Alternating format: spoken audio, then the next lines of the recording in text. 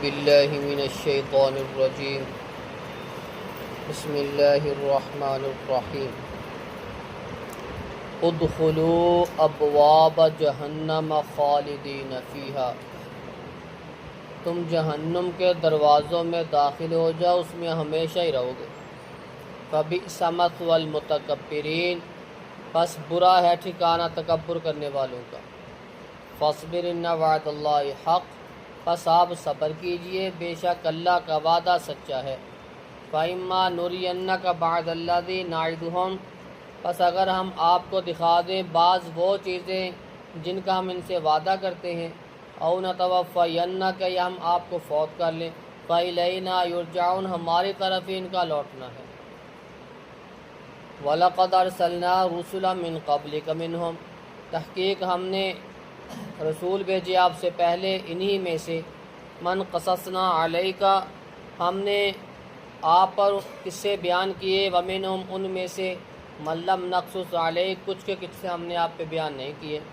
وما کان لرسول ان یاتی بآیۃ الا باذن اللہ، رسول جو بھی کوئی نشانی لے کے آیا وہ اللہ کے حکم کے ساتھ لے کے آیا۔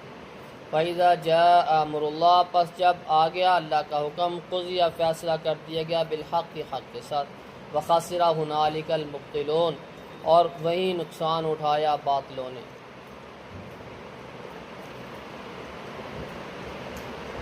جنہوں نے تکبر کیا، اللہ کی آیات کا انکار کیا، اس کو جھٹلایا، اس میں اپنی مرضی کی تعویلیں کی، ادخلوا ابواب جہنم خالدین فیہا، قیامت کا دن ہوگا، ان کے لیے اعلان کر دیا جائے گا ان کو جہنم کے دروازوں میں داخل کر دیا، ہمیشہ وہیں رہیں گے۔ فبئس مثوی المتکبرین، یہ برا ٹھکانہ ہے تکبر کرنے والوں کا، نکلنے کی کوشش کریں گے ان کو پھر دھکیل دیا جائے گا۔ اے پیغمبر صلی اللہ علیہ وسلم، آپ صبر کیجئے، بس آپ ان کو پیغام پہنچاتے رہیں اور صبر کرتے رہیں۔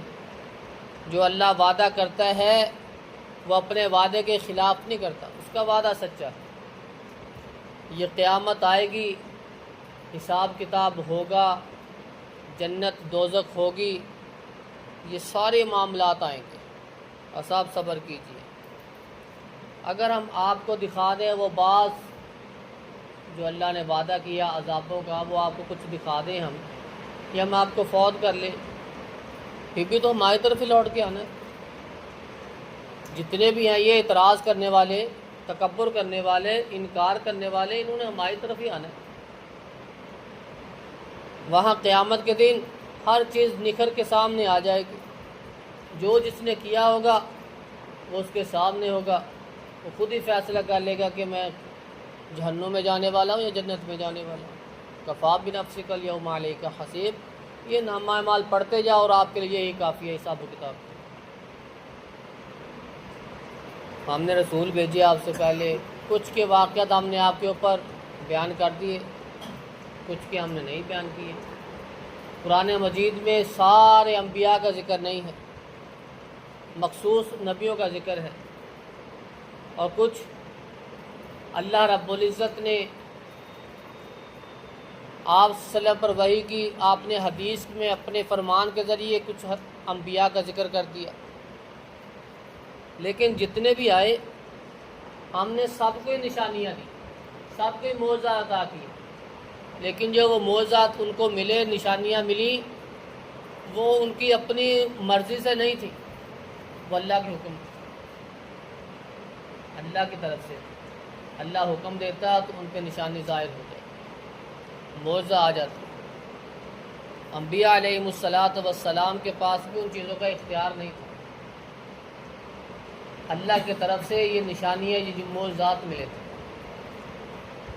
جب اللہ کا حکم آ گیا تو فیصلہ کر دیا گیا۔ جتنے بھی باطل پرست، منکر، متکبر جتنے بھی تھے، سب نے نقصان اٹھایا اور قیامت کے دن بھی اٹھائیں گے۔ پچھلی قومیں اللہ رب العزت نے تباہ کی، انہوں نے انکار کیا، تکبر کیا، اللہ رب نے ان کو پکڑ لیا، نقصان ہی نقصان۔ قیامت کا دن ہوگا، پھر جہنم میں داخل کر دیے جائیں گے، پھر نقصان ہی نقصان، دنیا بھی گئی آخرت بھی گئی۔